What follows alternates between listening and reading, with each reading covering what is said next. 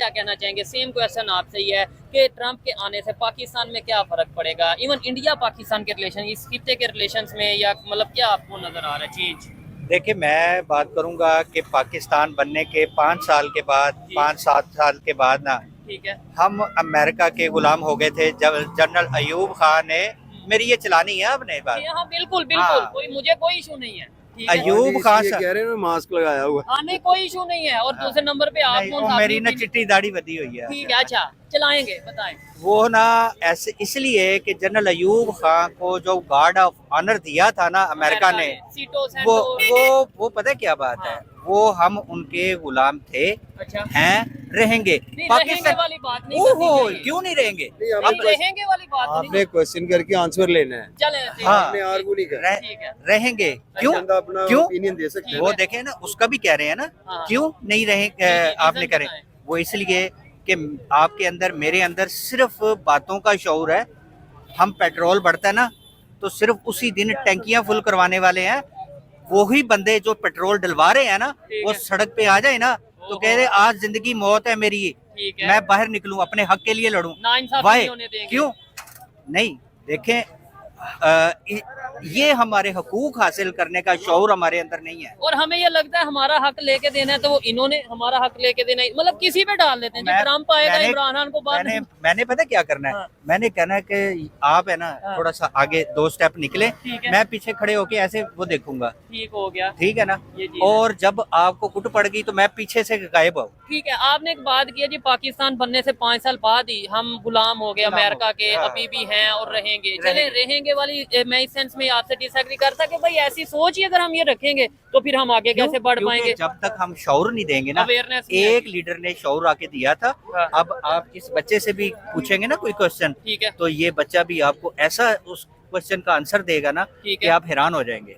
एक लीडर ने शौर दिया था कि हमें हकीकी आजादी चाहिए, ठीक हो गया। उसको हमने जेल में डाल दिया। अच्छा, अभी जो दुनिया के मुख्तलिफ लीडर्स अप्रिशिएट, वो कंग्रेचुलेशन कह रहे हैं ट्रंप को प्रेसिडेंट बनने पे। पाकिस्तान के प्राइम मिनिस्टर ने भी बोला, कंग्रेचुलेशन बोला। इंडिया के प्राइम मिनिस्टर ने भी बोला, लेकिन इंडिया के प्राइम मिनिस्टर ने बोला कि माय फ्रेंड ट्रंप, और उधर से भी रिप्लाई यही आता है, मतलब वो भी एक इंटरव्यू में यही कहते हैं कि माय फ्रेंड मोदी। ट्रंप ये कहते हैं। पाकिस्तान के मामले में देखा जाए और इंडिया के मामले में रिलेशन किसके साथ? आपने एक चीज नोट नहीं की आपने, अब मैं आपको उसके ऊपर तवज्जो दिलाओ, नोटिस देता हूँ। जी।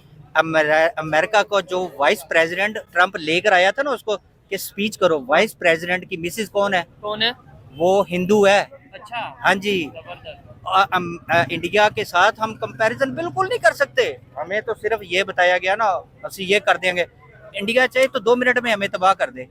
आप यकीन करें यार। आप इनकी बात से एग्री करते हैं? मैं बिल्कुल एग्री करता हूँ। हमारा इंडिया से कोई कंपटीशन नहीं, नहीं। कंपटीशन नहीं, ये मैं एग्री करता हूँ। बातों में, नारों में है, ठीक है। गालियाँ देने में हम आगे निकल सकते हैं। इकोनॉमी में हम कहाँ पे? हमने नहीं, इस बात से मैं एग्री करता हूँ। किस शोबा जिंदगी में हमने इंडिया को मतलब पीछे बीट किया? किसी ठीक में है। भी नहीं। ठीक है। हमारे अगर यहाँ पे किसी बिजनेस ने तरक्की किया, वो प्रॉपर्टी का है।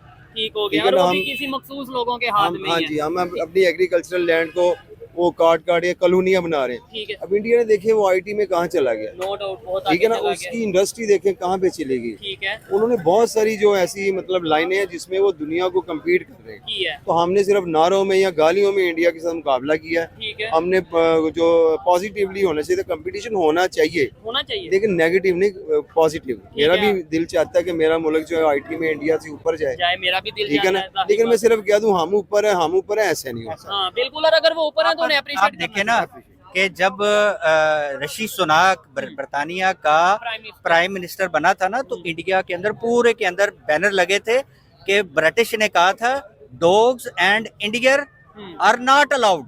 तो वो उनके 10 डाउनिंग स्ट्रीट में इंडियन बैठा था। इंडिया के साथ आप क्या कंपैरिजन करते हैं? बिल्कुल हमारा कंपैरिजन नहीं है ठीक है। किसी भी शोबे में।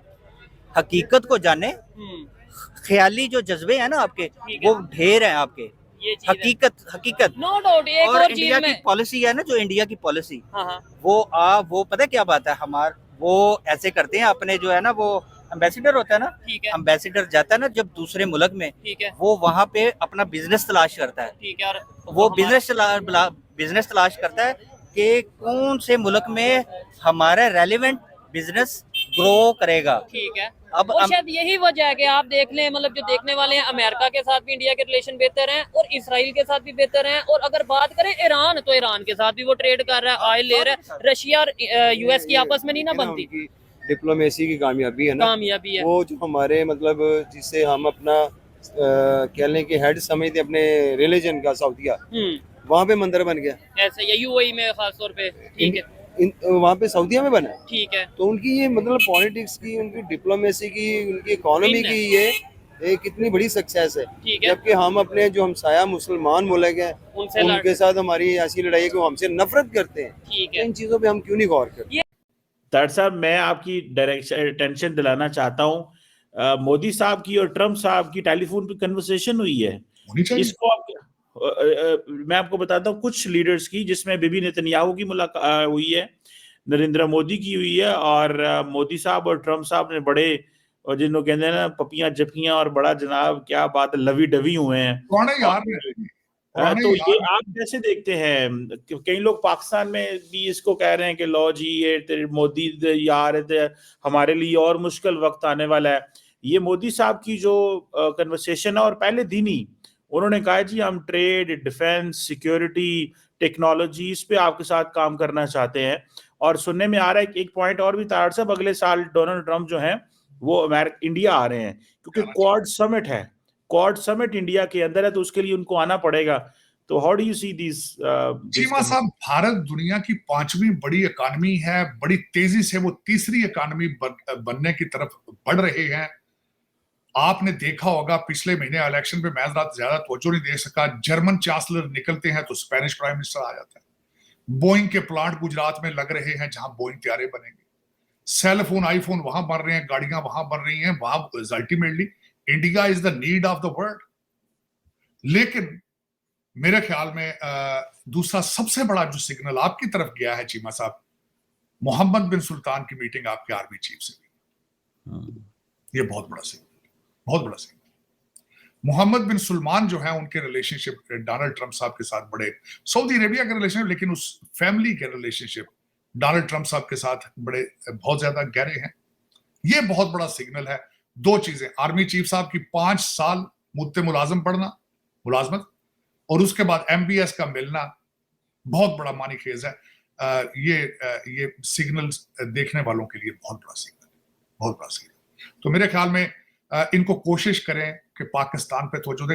अब आपके इस वक्त मैं सबसे ज्यादा रिक्वेस्ट करना चाहूंगा, ये जो हमारे middle class, lower middle class, क्योंकि जो अमीर लोगों के आवारा बच्चे हैं वो तो आउट ऑफ कंट्रोल है, जो मिडिल क्लास और लोअर मिडिल क्लास के मेरी रिक्वेस्ट है उन माँ बाप से, अपने बच्चों को कंट्रोल करें। ये शाम को जो चौकों में घूमते फिर रहे हैं, ट्विटर और टिकटॉक बनाते फिर रहे हैं और सिगरेट पी रहे हैं, गुड़ियां उड़ा रहे हैं, इनको घर में बिठा के इंग्लिश और मैथ की ट्यूशन पढ़ाया खुदा, और इनको कहें अगर ट्यूशन अफोर्ड नहीं कर पाते, मैं तरीकाकार बता देता, स्मार्टफोन के ऊपर फ्री एजुकेशन, एडेक्स जाए आप, हार्वर्ड, बड़ी बड़ी यूनिवर्सिटियां फ्री कोर्सेज करा रही हैं ऑनलाइन, इनको बताएं ऐपें डाउनलोड करके मैथ और इंग्लिश वहां से सीखे। खुदारा जो है मुर्शदा तो बचो, रब दा वास्ता जे, ये फूका नाल कैंसर का इलाज नहीं होता, फूका नाल बाईपास सर्जरी नहीं होती, क्यों अपने आप तो जुल्म कर रहे? हुण ते कुड़ियां भी जाके नचण लग पैंदियां ते तमाशे अज इमरान खान दे जलसे नचण नूं जी करदे। हुण कुछ अपने आप से तरस करो, अपनी हालत ठीक करो। पाकिस्तान तुम्हारा प्यार चाहता है, पाकिस्तानी बनने की कोशिश करो। पाकिस्तान नहीं तो हम कुछ भी नहीं। ये खुदा दा नाम, खुदा दा, मैं थोड़ी मेहनत करना। ये बच्चों को देखा करो शाम को कहां जा रहे हैं, किन के साथ घूम रहे हैं। और छोटे छोटे बच्चे मैं देखता हूं, जब ये मैं अगले दिन देख रहा था, जब अली अमीन घंटा साहब ने जब अटैक किया इस्लामाबाद पर, तो मैंने तस्वीरें मेरे सामने से गुजरी, तो छोटे छोटे बच्चे पत्थर मार रहे थे। उम्रें क्या थी? 14-14, 15-15। मैं देख रहा था ये इनकी बच्चों की उम्र, ये पत्थर मारने की, इनकी उम्र अभी मैथ पढ़ने की। इनको मैं जब 14-15 साल का था, मास्टर कान फड़ा फड़ा के जुतियां मार दे सन, खुदा दी कसम, कान फड़ा देते सन 2-2 घंटे। अब 14-14 साल के बच्चे जो है वो सड़कों में फिर रहे हैं। इस्लामाबाद, पेशावर से पता नहीं कहां से आके इस्लामाबाद पत्थर मार रहे हैं।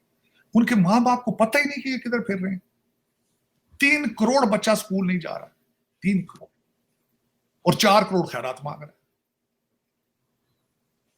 और 2 करोड़ ਜਿਹੜਾ 1 ਕਰੋੜ ਇੱਥੇ ਜਿਹੜਾ ਉਹ ਲਾਬੀ ਕਰ ਰਿਹਾ 1 ਕਰੋੜ ਉੱਥੇ ਇੰਗਲੈਂਡ ਲਾਬੀ ਕਰ ਰਿਹਾ ਜਿਹੜਾ ਤੁਹਾਨੂੰ ਮੈਂ ਕਹਿ ਰਿਹਾ ਸੀ ਇਹਨਾਂ ਦੇ ਵਿੱਚ क्योंकि पता ही नहीं ना अमेरिका के इलेक्शंस में उनका कोई कंट्रीब्यूशन नहीं था आधे जिनकी मैं बात कर रहा हूं जिनमें 3 करोड़ में से 1 करोड़ ने तो डायस्पोरा बन जाना ना उनको स्पेलिंग नहीं रिपब्लिकन पार्टी के आते उनको डायस्पोरा के स्पेलिंग नहीं आते वो की करन फिर मेरे जब बंदा गल करता है तो फिर वो मगर उर्दू च ट्वीट और यार मैंने गाला कढ़ियां अंग्रेजी च करया करो मैं कम से कम कोई करेक्शन कर दिया करा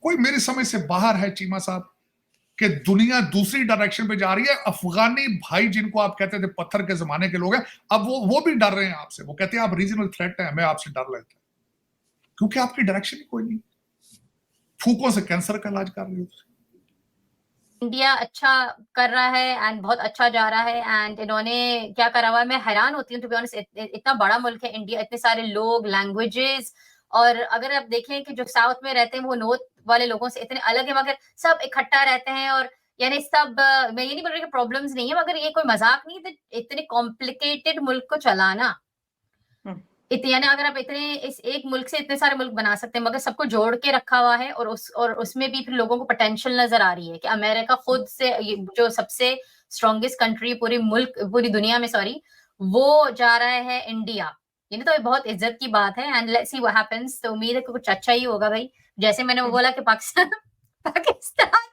पाकिस्तान का इस कॉन्वर्सेशन में नाम लेने ही शर्म आ रही है मगर फिर भी ये उम्मीद है यार कुछ सोचे पाकिस्तान के लोग कि यार इनका नाम क्यों नहीं आ रहा या कोई इनको क्यों नहीं पूछ रहा मगर एनीवेज कोई बात नहीं बिल्कुल ठीक है इंटरनेशनल पॉलिटिक्स से तो पाकिस्तान बहुत ज्यादा दूर जा चुके हैं मैम रुबना आपने नमस्कार दोस्तों स्वागत है आपका हमारे चैनल रिएक्शन नेक्सस में दोस्तों अमेरिका के राष्ट्रपति चुनाव में डोनाल्ड ट्रंप की जीत पर पीएम नरेंद्र मोदी ने उन्हें बधाई दी है दोनों नेताओं के बीच फ़ोन पर बातचीत हुई ट्रंप ने कहा कि वे भारत को सच्चा दोस्त मानते हैं उन्होंने दुनिया में शांति के लिए भारत के साथ मिलकर काम करने की बात कही है ट्रंप 2016 में पहली बार राष्ट्रपति बने थे और 2020 में जो बाइडेन से हार गए थे